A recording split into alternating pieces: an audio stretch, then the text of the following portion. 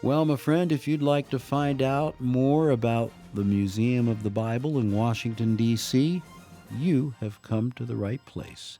This is Weekend Connection. My guest is Jeffrey Kloa from the Museum of the Bible. What do you say we get connected right now?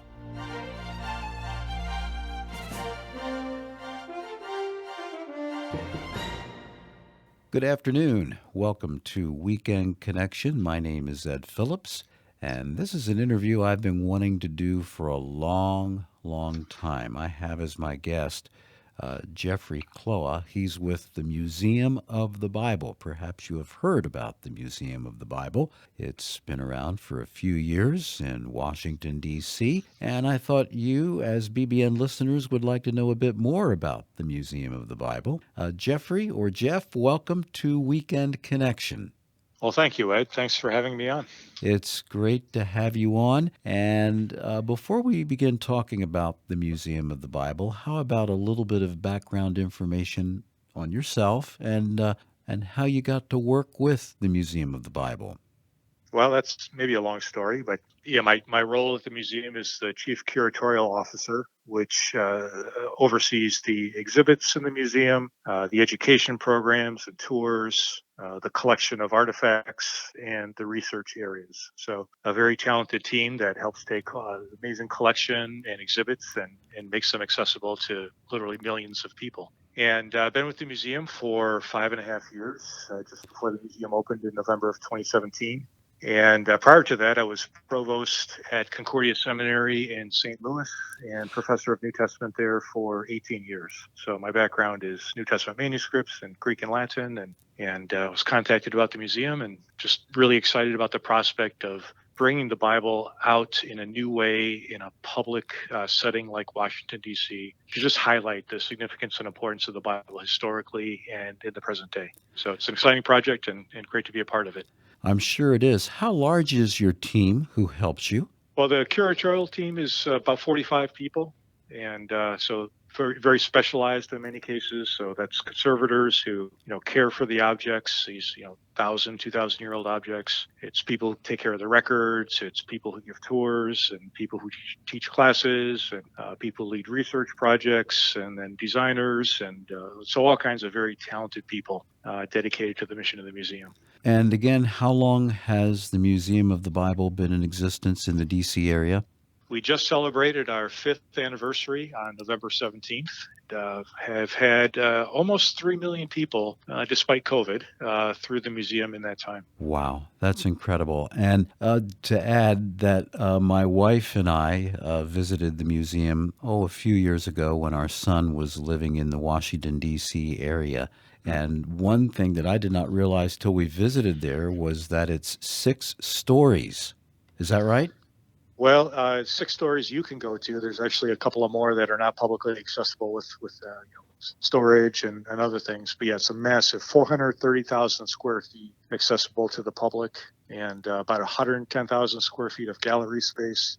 And yeah, it's a very, very large place. The constant feedback we get from our guest surveys after they visit is that they don't have time to see everything. My goodness, that's the truth. We You know, spent a half day yeah, there, and we barely yeah, we actually. barely scratched the surface. And it was interesting. We were in one of the sections, and I forget which one we were in, but we were sitting next to a man who was visiting, and he said, "Yeah, this is my third day here." And I thought, third day? But then Yeah. realizing all that's in the Museum of the Bible, yeah, sure, I could see spending a couple, 3 days really poring over all of the artifacts. Yeah, if you really wanted to go into detail, for example, on our History of the Bible exhibit, which is a very large exhibit on the history of the Bible, the manuscripts and artifacts from the ancient Near Eastern world all the way to the present day. I used to teach a whole semester course on the history of the Bible up to the 5th century, and you could you could almost do that in the museum itself. It's a massive wonderful collection, very well presented, and you can go into great detail, or you can just come for the fun things. There's something for everyone. Yes, and the restaurant's pretty good too. restaurant, right? And Yeah. fun rides. You got a virtual fly through Washington D.C. You see the Bible in monuments and things like that. There's experiential. You can go into a reconstruction of Nazareth and experience what that's like in the first century. There's stuff for kids. There's something for scholars and everything in between. That's for sure. One of the sections that really impressed us for the short time that we were there, and I forget what floor it was on, but it's a section of different versions of the Bible, versions in different languages, I should say, Right, and languages where the Bible has been translated. And then right. you've got a whole separate section next to it where uh, there are people groups, ethnic groups who do not yet have a Bible. And just to come away from there from a visual standpoint was very, very impressive. Yeah, that's I think a really effective exhibition.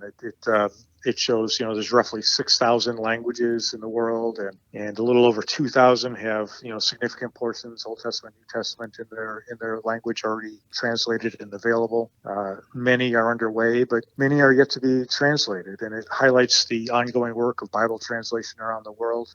There's a consortium of Bible translation societies today who are working to get all those completed by 2033, the 2000th anniversary of Jesus' resurrection. So an ambitious project, and it's fun, right? Every quarter we get another batch of Bibles to put in there and replace the Bibles that or the languages that don't have a Bible with one that does, and to show that ongoing, the history of the Bible is not finished yet. Right? We're in the midst of it still today. That's right. Now, how did the Museum of the Bible get its start?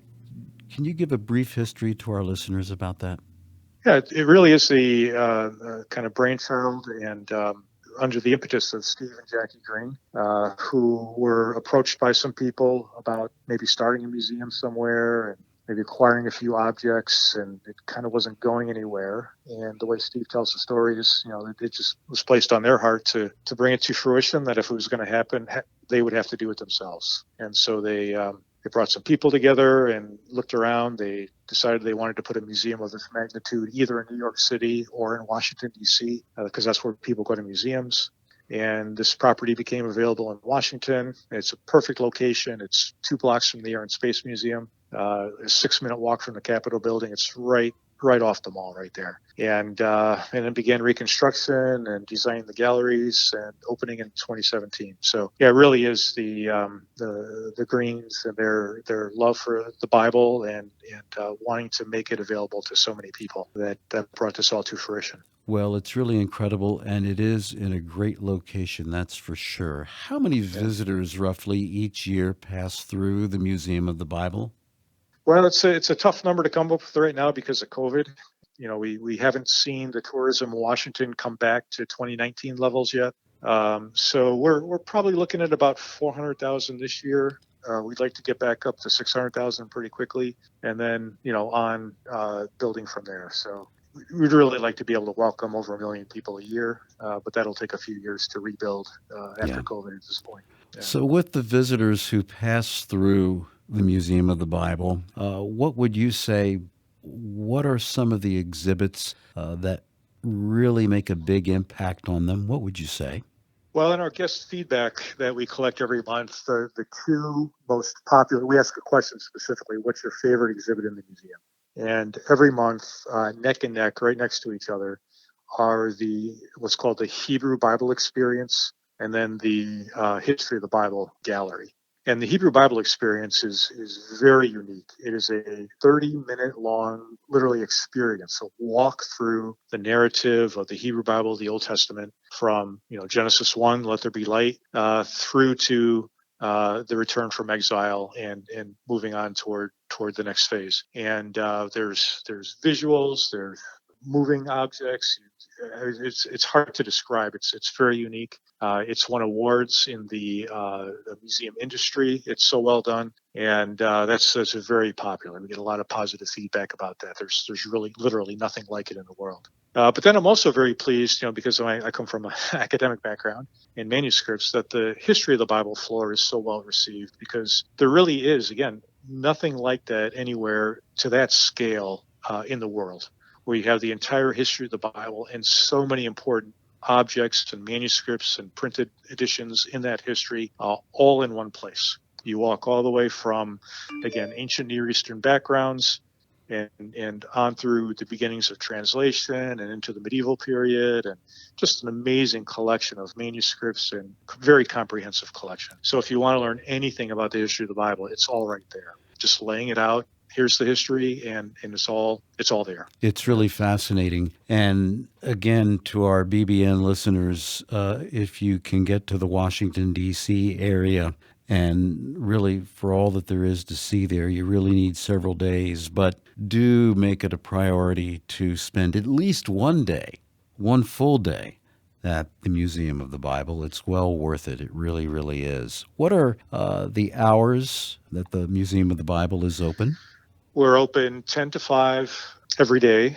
And if you are a member, you can get in early at 9 o'clock and kind of beat the crowds and get to the real popular things without having, a lot of people around you. So yeah, 10 to 5 or 9 to 5 if you're a member or with a group tour. So it's open every day, including Sundays, right? Yeah, Sundays are we are open on Sundays. It's as you might expect, not a huge attendance day, but yeah, we are open, and from 10 to 5. We don't open at 9 on Sunday mornings, but 10 o'clock to 5 on Sundays. I see. And if people obviously would want more information, they can go on your website. And what's your URL? The website is Museum of the Bible, all one word, museumofthebible.org.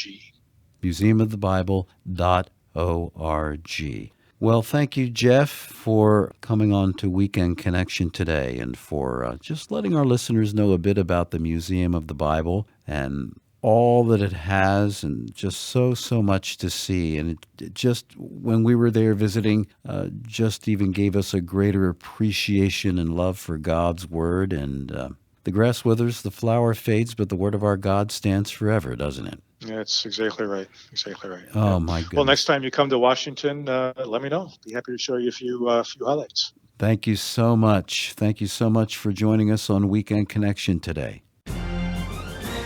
museumofthebible.org is the place to go on the internet if you'd like more information about the Museum of the Bible.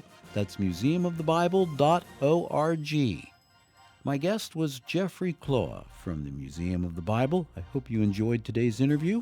Weekend Connection is a public service broadcast of the Bible Broadcasting Network.